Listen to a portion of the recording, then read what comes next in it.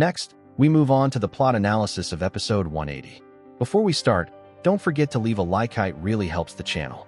Han Li successfully rescued his wife, Nangong Wan, from the Masking Moon sect. After settling her in a safe location, he grew concerned about the fate of his concubine, Mu Peiling.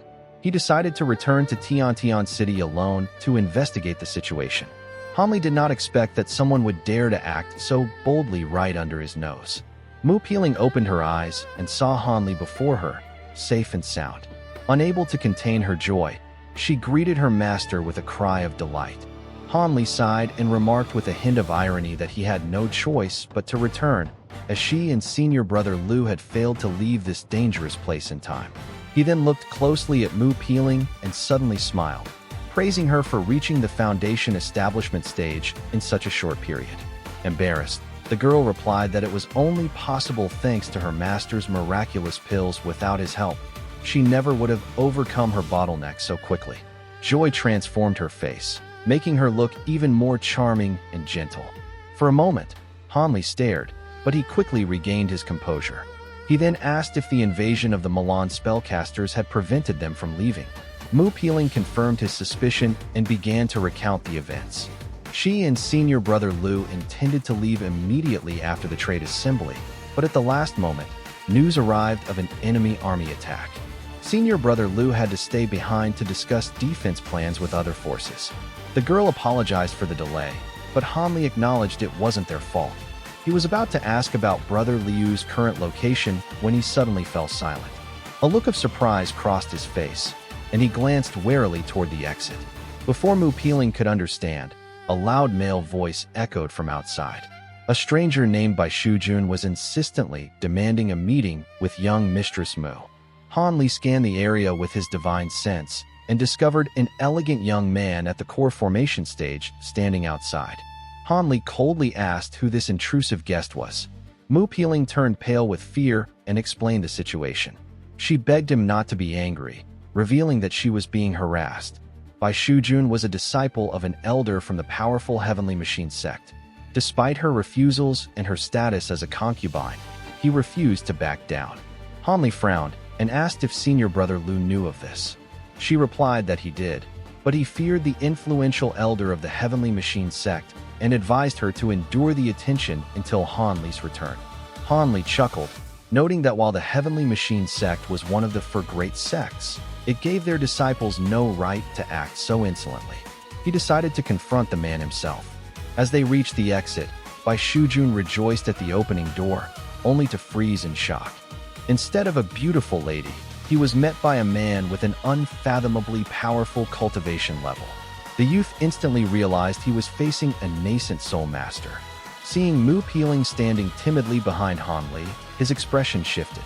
Han Li sternly questioned his affiliation with the Heavenly Machine Sect. Bai Shujun showed remarkable restraint and politely confirmed his status. Han Li demanded to know why he was foolishly pursuing his concubine. He suspected a hidden motive. The youth bowed and confessed that his master wished to meet Han Li.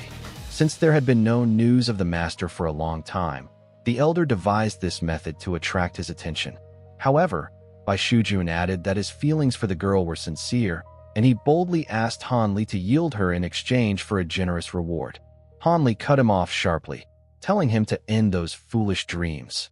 He stated he had no habit of giving his people away to strangers. Suddenly, Han Li looked into the empty space nearby and smiled strangely. He released a massive spiritual pressure that crashed down on the youth like a mountain. Bai Shujun's knees buckled. He struggled to resist, his body trembling violently. At that critical moment, a white shadow of an old man appeared from thin air. The old man touched his disciple's shoulder, and the terrifying pressure vanished. Before them stood a white-robed, silver-haired elder with a kind face. He introduced himself as Lu Weiying and asked Han Li not to be angry with his wayward disciple, admitting he had orchestrated the meeting. Han Li withdrew his aura, becoming calm and indifferent. He dryly asked for the reason behind such a strange request. Lu Weiying explained that this was not the place for serious talk and invited Han Li to meet that evening. He handed Han Li a green jade slip with the address and departed. Deep in thought, Han Li wondered about their motives. He suspected they mistakenly believed he had been hiding in the city all along. Finding no answers, he returned inside and asked Mu Peiling about Brother Lu. She reported that the frontline situation had worsened, and he was at a council meeting. All the great Nascent Soul masters were now gathered in the city's main hall. Han Li decided to go there himself to hear the latest war news, ordering the girl to stay inside. The Grand Assembly Hall sat on a high platform in the center of Tiantian. Usually empty, it was now bustling due to the Moulan invasion. The Nine Nations Covenant had summoned all allies to strategize. Guards checked Han Li's cultivation level and allowed him entry. Inside the vast hall were about 15 of the strongest Nascent Soul masters. Han Li saw Brother Lu, the famous fire dragon, and an old man in yellow robes from the Yellow Maple Valley Ancestor Linghu. The old man looked at him without a hint of recognition, or perhaps he was hiding it well. At the center sat two mid-stage Nascent Soul masters with commanding presences, the leaders of the Union. Others watched the young-looking Han Li with curiosity. Brother Lu welcomed him to a seat. Wu Peng, head of the Bai sect, praised Han Li's incredible talent, marveling that he reached such heights in only 200 years. Han Li responded modestly. The atmosphere soon turned grim. Wu Peng shared news of a major defeat at the front. The enemy used giant beasts to shatter the Union's defensive formations. Many died, including a Nascent Soul master, the second high-level expert lost since the war began. A heavy silence fell. An elder from the Demon Sect asked for details. It was shocking that an experienced master could fall so quickly in single combat. Wu Peng explained that the enemies used strange treasures and possessed power beyond known limits. Worse, when the souls of the fallen tried to escape, they were captured by a mysterious black light.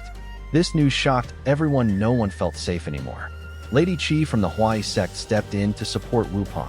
She revealed that scouts had spotted two enemy Nascent Soul masters with terrifying appearances who ruthlessly consumed the souls of fallen warriors, both friend and foe. Wu Peng suspected these beings were not human. While no demonic or ghostly energy was detected, the appearance of ancient wild beasts suggested outside interference. They feared the Moulan people had formed a secret alliance with a hidden power to seize the Tiantian lands. Lady Qi suggested these other beings might be high-ranking monsters capable of taking human form. This sparked deep anxiety among the masters.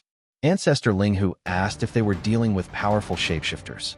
Wu Peng replied that even if they weren't monsters, they were likely dangerous dark practitioners. Han Li, who had been silent, asked when this intelligence was received. Wu Peng noted it arrived with the latest report of defeat. Han Li thoughtfully observed that the enemy was no longer hiding their nature. This meant the Moulan people had abandoned long-term attrition and were forcing a decisive battle. Something catastrophic must have happened in the Moulan steppes, forcing them to find a new home at any cost. The leaders were stunned by Han Li's logic. They realized that while past wars lasted years to avoid mutual exhaustion, this ferocious onslaught signaled a total shift. Wu Peng agreed and called for full mobilization, urging everyone to request urgent aid from their sections. After the council, as experts dispersed, Han Li felt a gaze upon him. He told his companions that an old acquaintance wished to see him. Brother Lu and the fire dragon moved on, speculating that Ancestor Linghu was seeking a successor for the Yellow Maple Valley, as the old man was nearing the end of his life. Han Li walked to a modest tea house guarded by disciples in yellow robes. Inside, he found Ancestor Linghu. Though they had acted as strangers in the hall, they now sat across from each other. Linghu poured Han Li a cup of rare tea and made a startling proposal. He invited Han Li to return to the Yellow Maple Valley as the Supreme Elder. Linghu admitted he had less than 20 years to live and offered Han Li total control of the sect after his passing. He urged Han Li to let go of past grudges for the sake of their former home. Han Li coldly replied that he had long forgiven the past, but he was now part of the Drifting Cloud Sect and would not trade his allies for past privileges. Linghu argued that in his current sect, Han Li shared power, whereas here, he would be the absolute ruler. Han Li smiled ironically. He explained that he never sought power or the burden of ruling. His only interest was a quiet place to practice and his own personal cultivation, not titles or political intrigue.